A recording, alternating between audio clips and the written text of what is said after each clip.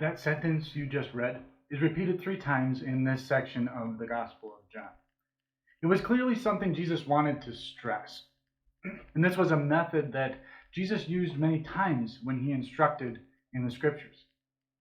He constantly repeated important things and let his disciples hear them over and over again so it would sink into their consciousness and stick in their memory.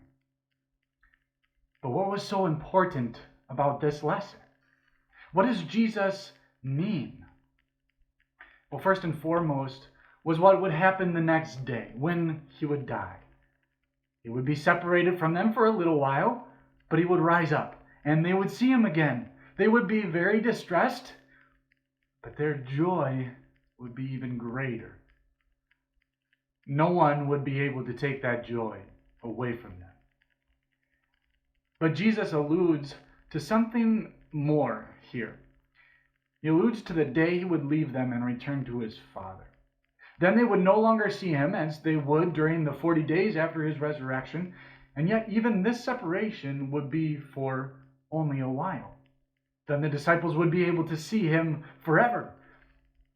A little while is, in other words, the time until Jesus' second coming.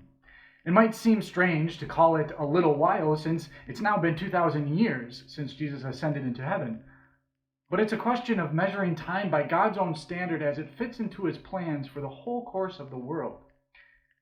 It's a little time in comparison with the time that has passed since creation. And it's an infinitely small amount of time in comparison with everything that awaits us in eternity. It will also be a little while for every individual, a few short years until we meet Jesus face to face as heirs to his kingdom. It's a common and disastrous mistake to think that Jesus' return is a long time off, that we have plenty of time to fix all that stuff about God later. It's human and understandable to feel that times of difficulty and suffering last a long time. Time goes very slowly when we suffer. And yet the Apostle Paul says that our affliction is momentary and weighs little.